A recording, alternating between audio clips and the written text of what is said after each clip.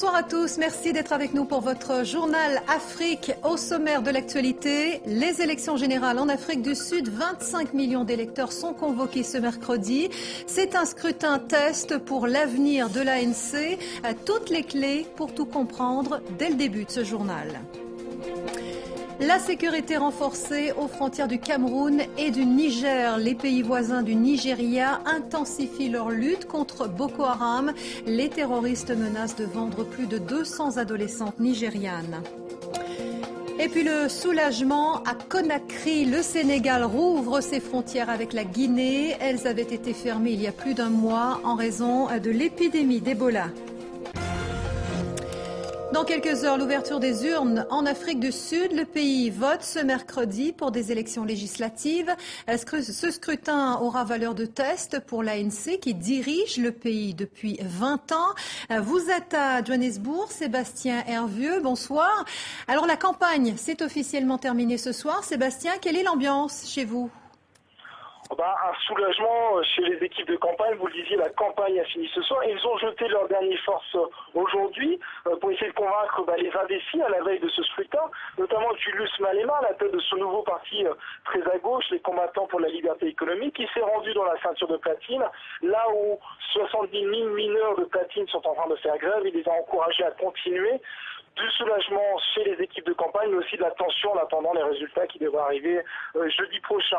Les autorités ont également appelé au calme puisqu'il y a des violences actuellement, alors des violences très localisées, notamment à l'est de Johannesburg, dans un quartier assez pauvre.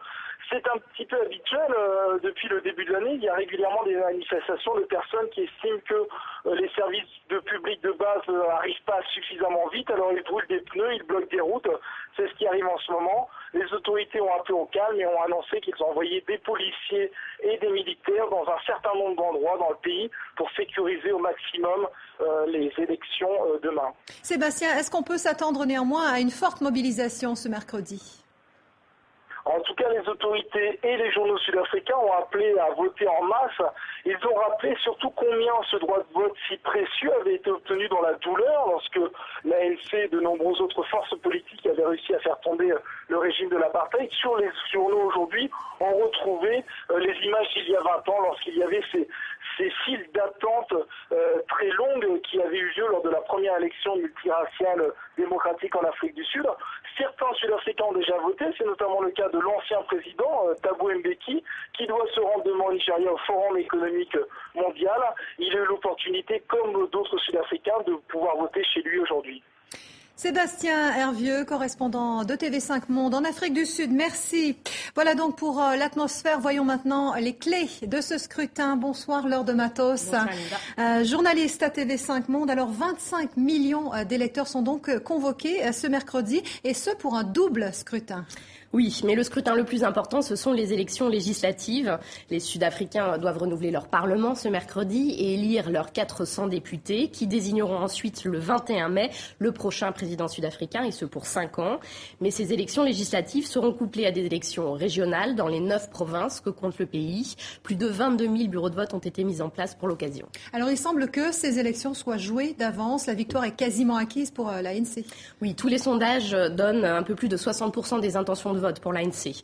Donc c'est une ample victoire qui se dessine pour le parti du président sortant Jacob Zuma, malgré les scandales qui ont émaillé son premier mandat. Mais il y a 5 ans, l'ANC l'avait emporté avec près de 66% des suffrages. Donc l'opposition s'est renforcée ces dernières années en Afrique du Sud. Alors Sébastien Hervieux évoquait il y a un instant les derniers meetings de campagne de ce soir. Qui sont les figures de cette opposition ? Alors il y en a deux. Une femme d'abord, blanche, Hélène Zille, qui est à la tête de l'Alliance démocratique, qui est créditée d'un peu plus de 20% des intentions de vote. Il y a 5 ans, ce parti libéral avait réuni 17% des voix. L'Alliance démocratique a donc gagné du terrain au détriment de l'ANC, et ce malgré l'image de parti de blanc qui lui colle à la peau et qui a été exploitée par le clan Zuma évidemment.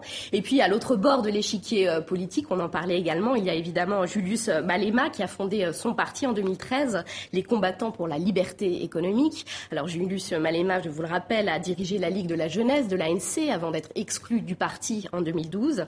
Et le programme de sa toute nouvelle formation politique se veut un retour aux fondamentaux de l'ANC, redistribution des richesses, nationalisation des banques, des mines, saisie des terres exploitées par des fermiers blancs. Les sondages donnent à ce parti entre 4 et 5% des intentions de vote et on peut imaginer que son score va être observé de très près par les historiques de l'ANC. Merci Laure de Matos pour ces précisions. Autre donnée qu'on va suivre également dans le scrutin, c'est le comportement des Born Free.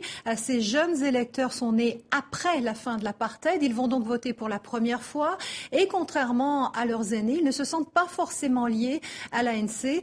Voyez ce reportage de Patricia Huon. Dans la rue, dans les universités, tous les partis les courtisent. Ils ont 18 ou 20 ans et un demi-million d'entre eux est inscrit sur les listes électorales. Ces jeunes n'ont pas connu l'époque de l'oppression et leur intention de vote ne va pas de soi. J'ai toujours connu la liberté. Je n'ai jamais vraiment été victime de racisme ou de discrimination. Je n'ai pas d'attachement particulier à l'ANC. Après 20 ans, il est plus que temps de décider ce que nous voulons vraiment, pas en fonction de ce que pensent nos parents, mais en nous forgeant notre opinion. Leurs combats ne sont pas les mêmes que ceux de leurs parents. Mais malgré les critiques, beaucoup restent attachés à l'ANC, le parti de la lutte pour la liberté. Comme Shirley, 18 ans, qui vit pourtant dans un taudis, dans le township d'Alexandra, à Johannesburg. L'ANC a une longue histoire. Nelson Mandela s'est battu pour notre liberté. Nous sommes ici aujourd'hui grâce à lui. Sans lui, je ne sais pas où on en serait. Des barrières sont tombées, mais les inégalités demeurent. Parmi la jeune génération de Sud-Africains noirs, il y a ceux qui s'en sortent, font des études, et ceux nombreux qui ne trouveront jamais d'emploi. Certains sont convaincus que leur vote peut faire une différence, mais beaucoup ne croient pas aux promesses des politiciens. Ils promettent qu'ils vont faire telle ou telle chose pour le pays, mais après le vote, ils ne font rien.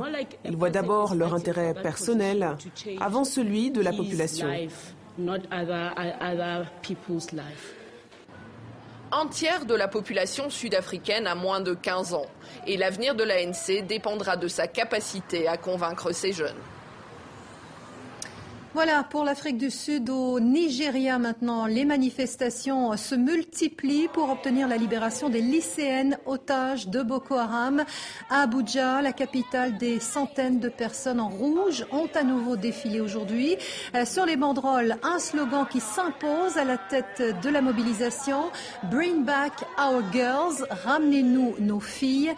Les manifestants reprochent aux autorités leur impuissance face aux islamistes extrémistes. On a appris aujourd'hui que 8 autres jeunes filles ont été enlevées dans le nord-est du Nigeria. Hier, Boko Haram menaçait de vendre ses otages. Et bien, face au danger, aujourd'hui, les pays voisins du Nigeria renforcent la sécurité. Gervais Nietzsche fait le point. Dans cette vidéo postée sur le net, le chef de Boko Haram revendique l'enlèvement de quelques 200 lycéennes dans le nord-est du Nigeria. Abubakar Shekau menace de les vendre comme esclaves. Kidnappées il y a 3 semaines dans cet établissement secondaire de Chibok, les jeunes filles âgées de 12 à 17 ans seraient actuellement dans des pays voisins.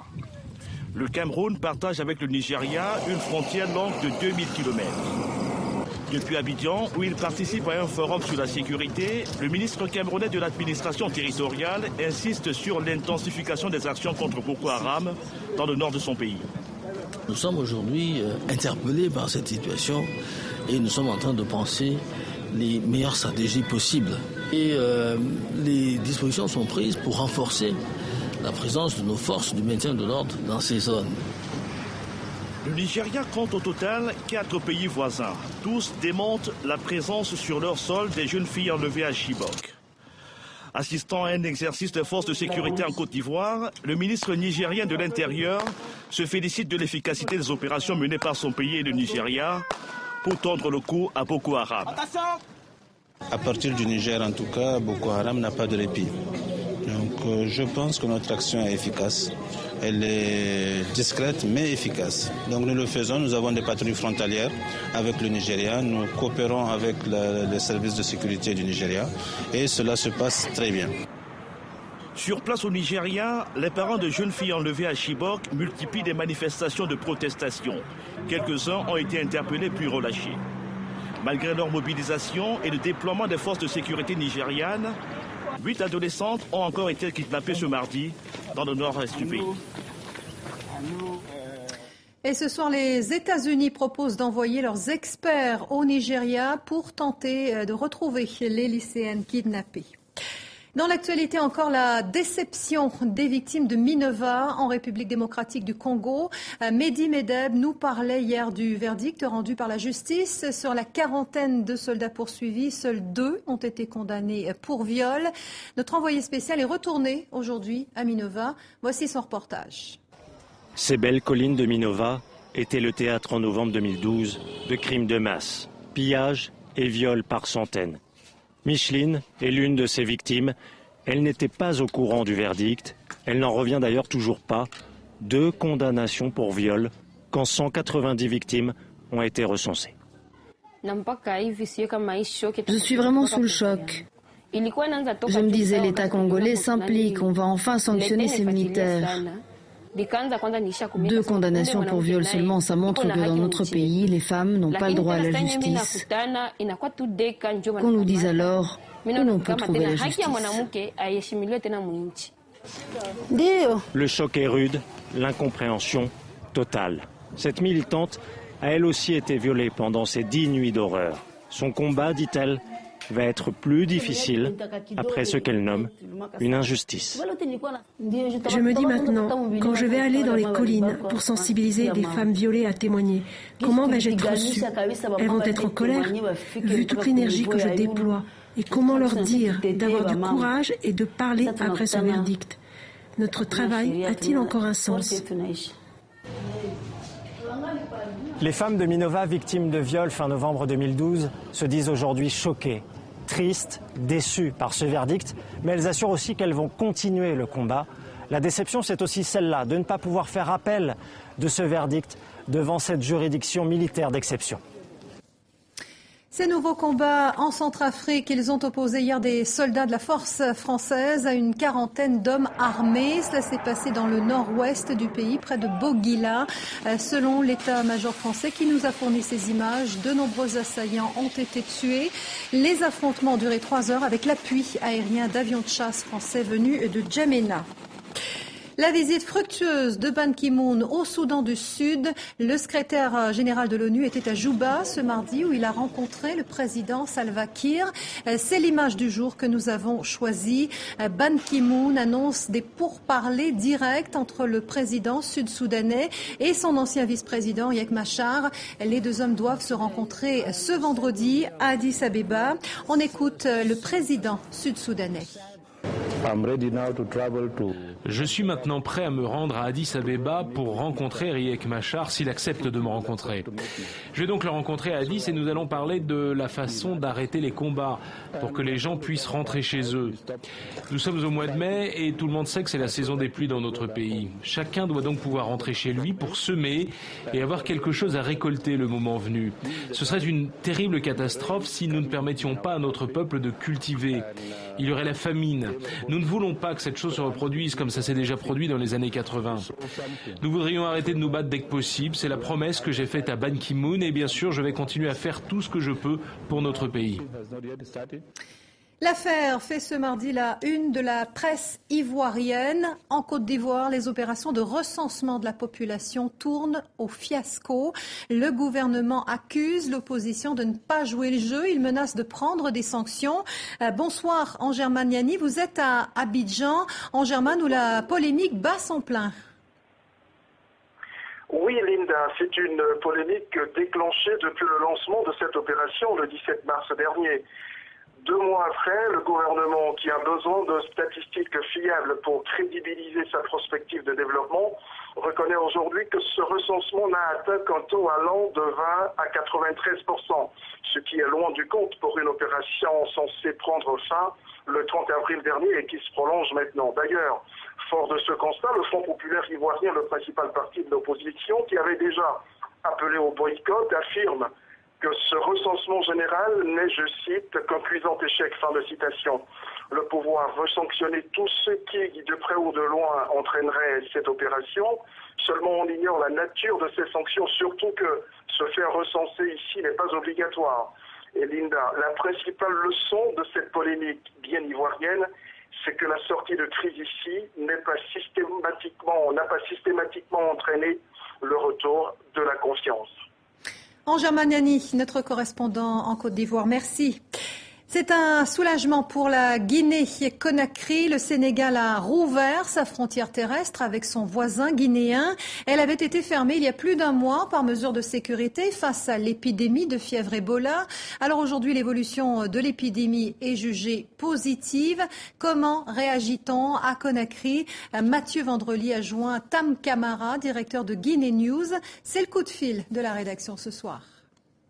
Cette décision a été accueillie avec beaucoup de joie. Cette frontière-là, il y a beaucoup de trafic pour les marchandises, des légumes qui quittent la moyenne Guinée, qui s'écoulent sur le marché de Dakar et d'autres marchés périphériques. Alors c'est donc avec beaucoup de satisfaction que cette décision a été accueillie par les autorités guinéennes et par les populations guinéennes. Cette réouverture intervient alors qu'il semble que la lutte contre le Ebola commence à porter ses fruits. Les nouvelles sont plutôt bonnes en ce moment? Oui, les nouvelles sont bonnes puisque, à défaut d'être circonscrit, en tout cas, l'épidémie est en voie d'être maîtrisée. Parce que la chaîne de contamination semble être rompue, et ce qui est une très bonne chose parce que c'est une épidémie qui a vraiment hanté l'esprit de tous les Guinéens. Donc aujourd'hui, ça a eu une conséquence désastreuse sur l'économie nationale et sur la consommation. Notre pensée quotidienne, avant de se quitter, pour Serge Lazarevitch, kidnappé en novembre 2011 dans le nord du Mali. Cela fait maintenant 894 jours que l'otage français est captif. Nous ne l'oublions pas.